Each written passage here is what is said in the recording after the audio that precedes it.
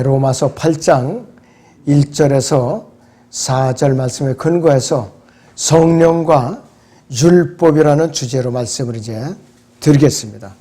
로마서 8장 전체의 주제는 죄의 능력으로부터 자유예요. 즉 성령 안에서 새로운 삶을 말하는 것이에요. 성령 안에서. 자, 그래서 로마서 8장은 거룩하게 되는 과정, 성화에 대해서 다루는 절정을 이루는 그 부분이에요. 자, 또한 율법과 육신으로 말미암아 제기된 질문들에 대해서 해답을 명확하게 제시하고 있는 것이 로마서 8장이에요. 자, 로마서 8장은 전체를 통하여 성령님이 역사하고 있어요. 성령님이 강력하게 역사하고 있어요.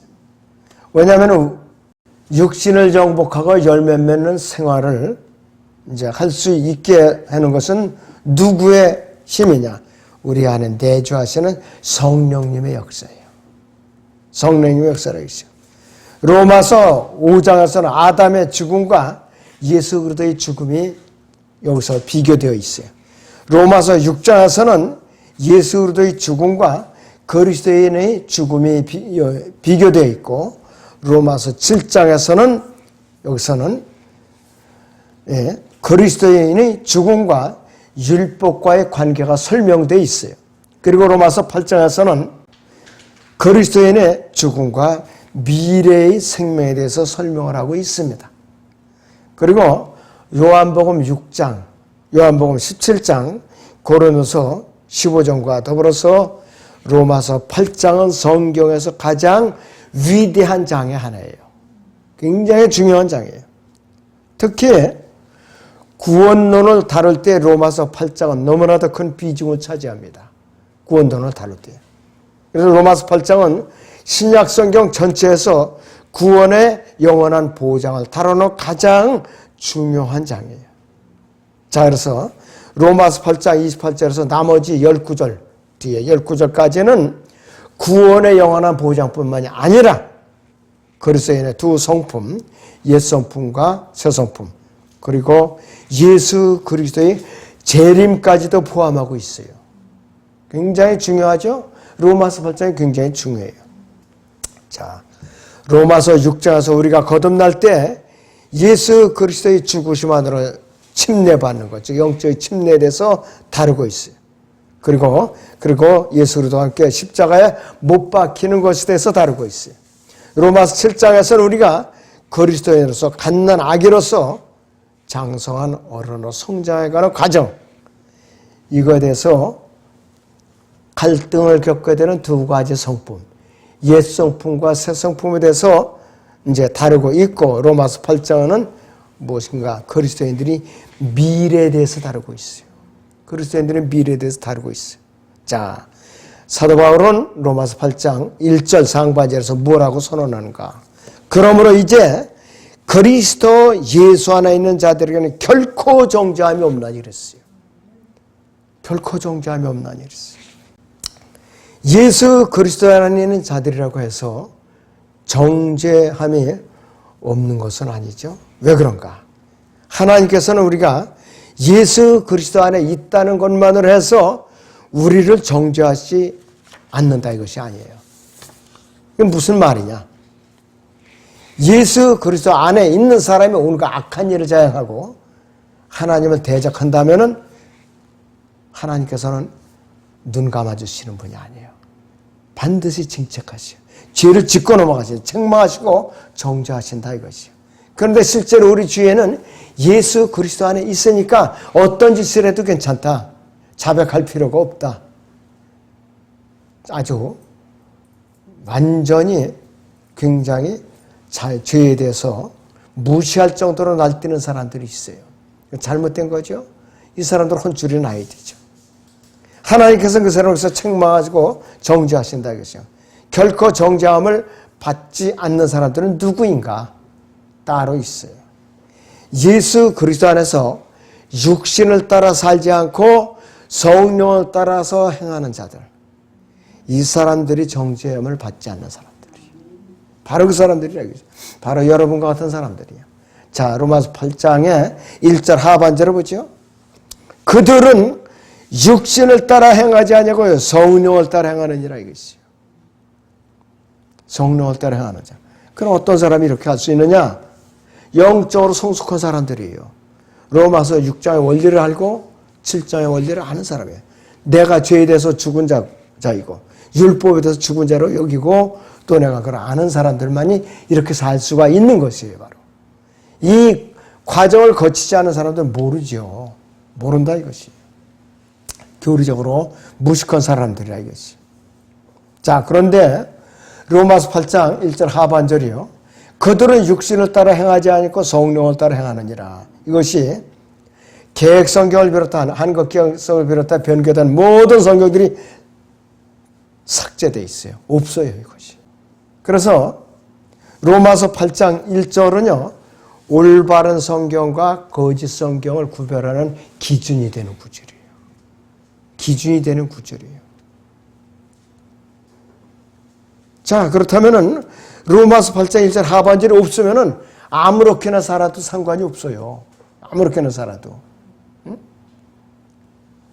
자, 로마서 8장 1절을요. 요한복음 5장 24절과 비교해서 우리 비교해보죠. 요한복음 5장 24절을 보죠. 진실로 진실로 내가 너희에게 말하노니 내 말을 듣고 또 나를 보내신 분을 믿는 자는 영생을 얻고 정죄에 이르지 아니할 것이며 사망에서 생명으로 옮겨지느니라 했어요. 자, 예수 그리스도 안에 있으면은 어떤 짓을 하더라도 결코 영원한 멸망의 정죄를 받지 않기 때문에 로마서 8장 1절의 하반절을 빼버려도 무방하다, 상관이 없다 이렇게 주장하는 자들이에요. 잘못된 거죠. 그런데 정직한 성도라면은 교리적으로 올바른 무장된 성도라면은 로마서 8장 1절이 영원한 정죄와는 아무 상관이 없다는 것을 우리가 알 수가 있죠.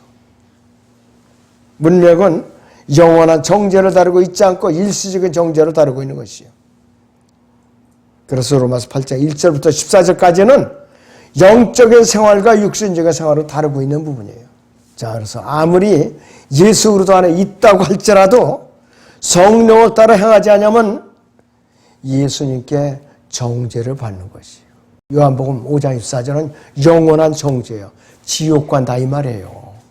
바로 지옥 형벌이라 이것이요. 그런데 로마서 8장 1절에 육신을 따라 행하지 않고 성령을 따라 행하느니라. 바로 이것을 이 말이 뭐냐 하면 일시적인 정죄예요. 징계를 받는다 이것이에요. 예수 그리스도 안에 있다고 할지라도 성령을 따라 행하지 않으면 징계를 받는다 이것이에요. 자, 여러분들은 그래서 이건 뭐냐? 로마서 8장 앞에 있는 19절이요. 그러니까 고린도전서 로마서 7장 15절부터 25절까지는 무엇을 나타내는 거예요?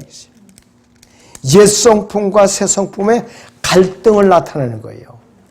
사도 바울의 갈등을 겪는 과정을 나타낸 거예요. 갈등을 겪는 거. 다시 로마서 보죠. 다시 7장 24절 25절을 보죠. 23절부터 봅니다.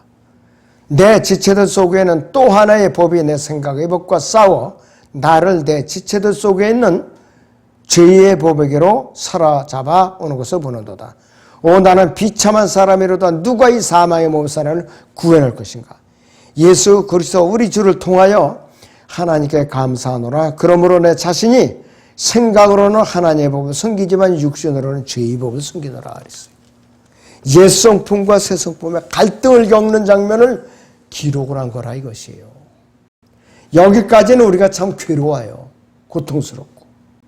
예수 그리스도께서 우리의 육신을 십자가에 못 박으신다면은 왜 우리의 육신적인 일들을 정죄하시지 않으시겠는가 이것이죠. 그래서 로마 7장 17부터 로마서 8장 14절까지는 죄인의 구원 계획을 다루는 것이 아니라 이거예요.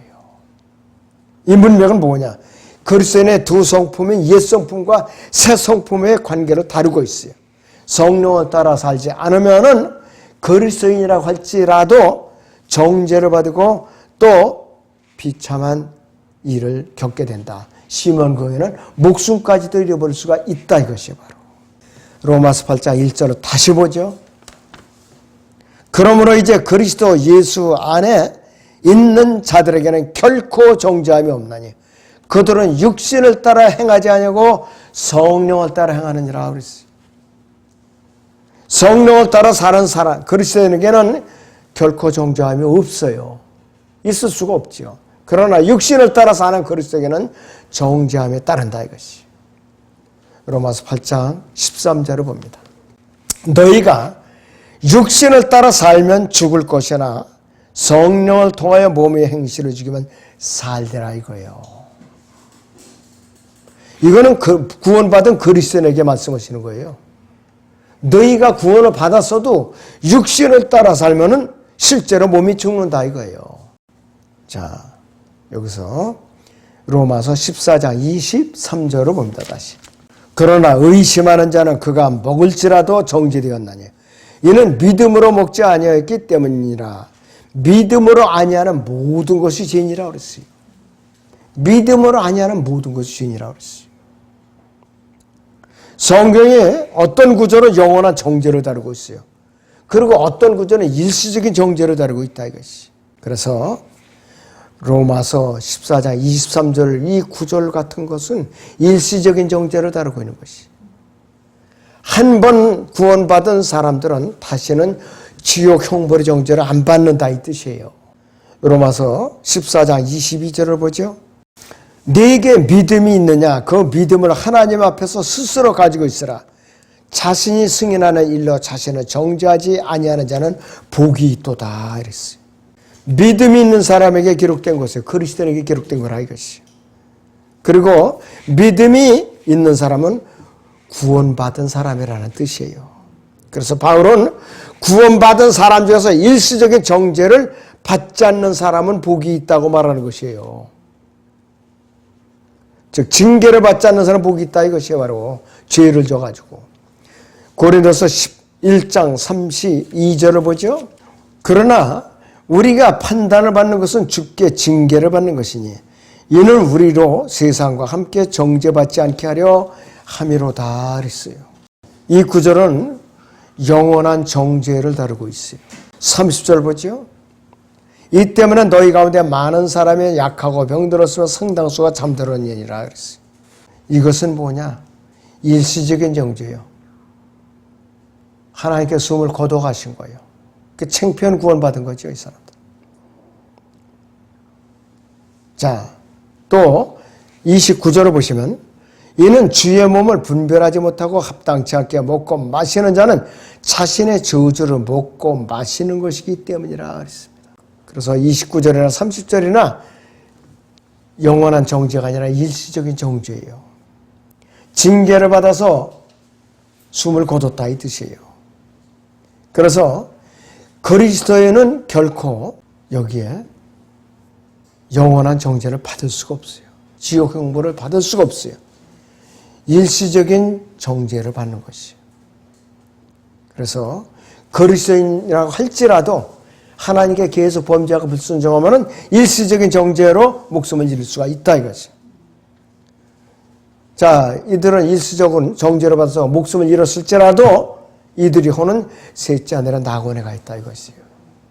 그러나 그리스도의 심판서 섰을 때에 상급은 없는 거예요. 유업도 물러놓고. 자, 가장 중요한 것도 말씀드립니다. 로마서 8장 2절에 생명의 성령의 법이 나와요.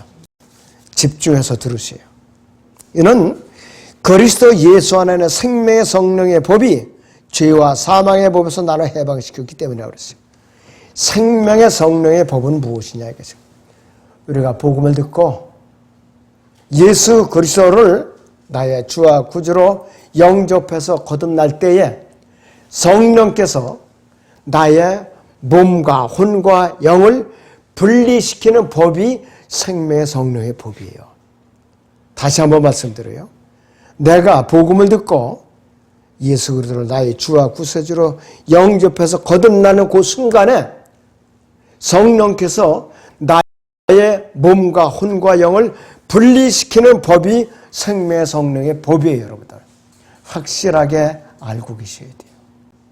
자, 우리가 거듭날 때요, 이 생명의 성령의 법은 우리에게 어떤 역할을 하느냐? 6가지가 있어요.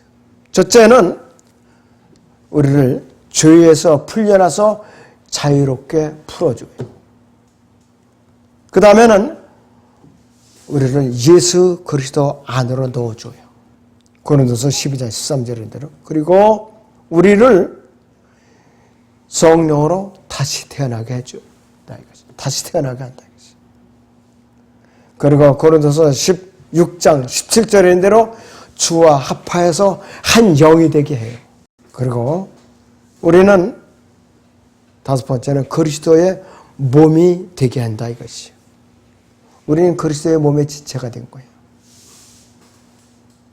고린도서 6장을 보죠. 6장 19절에서 20절을 봅니다. 또한 너희 몸은 너희가 하나님으로부터 받은 너희 안에 계신 성령의 전인 것을 알지 못하느냐. 너희는 너희 자신의 것이 아니라 너희는 값을 치르고 산 것이니 그러므로 하나님의 것인 너희 몸과 너희 영으로 하나님께 영광을 돌리라 그랬어요. 그리고 생명의 성령의 법은 죄와 사망의 법에서 우리를 해방시켜준다 이거예요. 그 생명의 성령의 법은 이렇게 여러 가지 역할을 하고 있어요. 그러니까 거듭나지 않은 사람은 생명의 성령의 법 밖에 있는 사람이에요. 죄와 사망의 법에 갇혀 있는 사람이에요. 굉장히 중요한 말씀이에요. 자, 그렇다고 해서요, 죄와 사망의 법이 나에게서 완전히 벗어난 거 아니에요. 명심하셔야 돼요. 죄와 사망의 법은 더 이상 나를 주관할 수 없게 되었을 뿐이에요. 왜? 생명의 성령의 법이 나를 주관하고 있기 때문에 그 순간부터는 죄와 사망의 법이 나를 주관할 수 없게 됐다 이것이에요. 그래서 사도 바울이 로마서 8장 1절에도 그러므로 이제 그리스도 예수 안에 있는 자들에게는 결코 정죄함이 없나니 그린 거예요. 그래서 죄와 사망의 법은 여전히 내 육신을 주관할 수 있지만은 육신과 혼이 성령의 칼로 갈라졌을 때에 우리의 새 사람은 생명의 성령의 법이 주관 아래로 옮겨졌다 이거예요. 교리적으로 굉장히 중요한 말씀이에요. 그런데도 불구하고 우리의 옛사람은 여전히 죄와 사망의 법 아래 지금 놓여 있는 것이에요. 그래서 죄와 사망의 법은 위치적으로 여전히 우리의 육신 안에 있어요. 우리 육신을 관장하고 있어요. 자, 로마서 7장 23절을 보죠. 내 지체들 속에 있는 또 하나의 법이 내 생각의 법과 싸워 나를 내 지체들 속에 있는 죄의 법에게로 사로잡아오는 것을 보는도다 그랬습니다. 분명히 사도 바울은 구원을 받았어요. 받았는데 죄와 사망의 법이 몸 안에서 자꾸 갈등을 일으키나 죽겠는 거예요. 괴로워가지고. 그런데 생명의 성령의 법의 법칙을 몰랐던 거예요. 8장으로 건너기까지. 우리가 거듭나서 육신과 혼이 분리된 이후에는 우리의 육신의 죄와 사망의 법을 이제 어떻게 되느냐 이거죠. 따르는 것이 아니라 죄와 사망의 법이 어떻게 되느냐. 생명의 성령의 법에 의해서 눌려버린 거예요. 자, 그런데도 불구하고 우리가 육신과 혼은 여전히 몸은 영이 분리된 이후에도 우리의 육신은 여전히 죄와 사망의 법을 섬기고 있더라 이것이에요. 굉장히 중요한 주제예요. 굉장히 중요한 주제라 이것이. 이러한 비극은 어떤 거냐? 우리가 거듭난 이후, 거듭나자마자 즉시 이러한 사건이 일어나기 시작한 거예요. 그래갖고 언제까지 이거 붙어 다니느냐? 들림받는 그 순간까지 붙어 다녀요. 몸의 구속을 받는 거죠. 몸의 구속을 받자마자 죄와 사망의 법은 아예 떨어져 나가는 거예요. 그 전까지는 어떻게 되느냐? 괴롭다 이거예요. 생명의 성령의 법으로 눌러 이겨야 되는 거 그래서. 그러니까 성화가 되어야 된다 이것이. 성장을 해야 된다 이것이. 그런데 이 우리의 육신 안에 새 사람은 생명의 성령의 법을 섬기게 돼 있어요. 그래서 이 새 사람은 죄와 사망의 법과 전혀 무관해요. 그래서 우리 혼이 그래서 죄를 질 수가 없는 거예요. 우리 혼은 죄를 질 수가 없는 거예요. 그래서 우리가 휴고될 때 죄와 사망의 법을 섬기던 육신의 변화를 받으니까 아유 이제 살만 난다 그러는 거예요. 그때까지는 어느 정도 고통에 따르게 돼 있어요. 그리스도인이 이제 구원받고 나니까 만사형도 하고 아 편안하다 이거 가짜이고 그거 큰일 난 소리예요. 그리스도인으로 거듭나서 태어나면은 두 사람의 옛사람과 속사람, 죄와 사망의 법과 성령의 성령의 법이 이렇게 충돌한다 이거예요. 그럼 그때부터는 고통이 시작이에요. 구원받지 않을 때 편안해 차라리 지옥은 갈망죠. 그러나 구원받는 순간부터 고통스럽다 이거예요. 이거 여러분들 오늘 이 순간부터는 잘 기억해 놓으셔야 돼요. 자, 로마서 8장 3절을 보죠. 율법이 육신을 통하여서는 연약하여 할 수 없는 것이라고 그랬어요. 율법이 육신을 통하여서는 연약하여 할 수 없는 것. 이게 뭐냐? 이건 구약의 율법을 말하는 것이에요. 구약의 율법. 로마서 8장 1절에서 3절 사이에는 세 가지 법이 나옵니다. 세 가지 법이 나와요. 첫째는 그리스도인들의 안에 있는 생명의 성령의 법이 나옵니다. 두 번째는 그리스도인들의 옛 성품과 육신 안에 있던 자들에게 주어졌던 뭐가 나오느냐? 바로 죄와 사망의 법이 나와요. 그리고 구약 성경에서 하나님께서 주신 율법이라 이거예요. 이 세 가지 법이 있어요. 구약 성도들은 하나님의 백성이라고 할지라도 모몬령에 분리되기 이전이에요. 붙어 있어요. 그러니까 육신과 혼이 떨어져 있지 않았다 이것이에요. 거듭날 수 없었어요. 구약에서. 아담으로부터 예수 그리스도까지 아무도 거듭난 사람이 없었어요. 새로운 출생이 없었다 이것이에요. 그럴 때는 율법은 아무것도 할 수가 없었던 거예요. 자, 로마서 8장 3절 하반절에 봅니다. 하나님께서 죄 때문에 자신의 아들을 죄 있는 육신의 모양으로 보내 그 육신의 죄를 선고하셨으니 그랬어요. 하나님께서 우리와 같은 육신을 입고 나타나신 분이 예수 그리스도예요. 그 육신에다가 예수님의 육신에다 죄를 선고하신 거예요. 하나님께서. 만약 예수 그리스도께서 오시지 않았다면 육신이 죄를 선고받는 일은 없었을 것이에요. 요한복음 15장 22절을 보죠. 만일 내가 와서 그들에게 말해주지 아니하였더라면 그들에게 죄가 없었을 것이나 이제는 그들이 자기들이 죄에 대하여 변명할 것이 없도다 그랬습니다. 예수님께서 우리의 육신의 죄를 선고하신 것은 부정적인 측면과 또 긍정적인 측면이 있어요. 부정적인 측면은 뭐냐? 우리의 육신을 대적하여 설교하시고 정죄를 하셨어요. 부정적인 측면. 그리고 긍정적인 측면은 뭐냐? 정죄받은 것은 우리가 할 수 있는 것은 아무것도 없다. 우리가 정죄받은 것은 뭐냐? 너희가 할 수 있는 것은 아무것도 없다 이거예요. 나를 통해서만 할 수가 있다 이것이죠. 예수 그리스도께서 성령을 통해 직접적으로 우리의 몸은 영을 분리시켜 주자면 우리는 아무것도 할 수 없다 이것이 바로. 자, 예수님께서는요, 인간은 죄 없이 살 수 있다는 것을 증명해 주신 유일하신 분이에요. 유일하신 분이에요. 로마서 8장 4절 보죠. 이는 율법의 의가 우리 안에서 이루어지게 하려 함이라고 그랬어요. 율법의 의가 우리 안에서 이루어지게 하려 함이라고 그랬어요. 율법의 의가 우리에 의해서 이루어지게 하려 함이라고 말하지 않았어요. 안식교회를 그렇게 말하겠죠.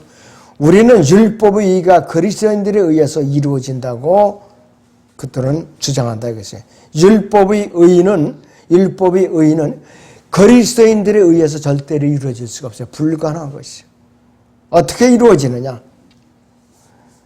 율법의 의는 그리스도인의 몸 안에서 이루어지는 거예요. 누구에 의해서? 성령님에 의해서. 즉 다시 말하면 예수 그리스도에 의해서 율법의 의를 이루신다 이거예요. 그리스도인이 율법의 의를 이루는 것이 아니라 그리스도인은 몸 안에서 성령께서 이루어 주신다 이거예요. 로마서 8장 4절 하반절을 봅니다. 우리는 육신을 따라 행하지 않고 성령을 따라 행하는 자들이라고 그랬어요. 우리는 육신을 따라 행하지 않고 성령을 따라 행하는 자들이라고 그랬어요. 그리스도인의 행함은 영적인 행함이죠. 예수님께 순종하고 따르는 것이에요.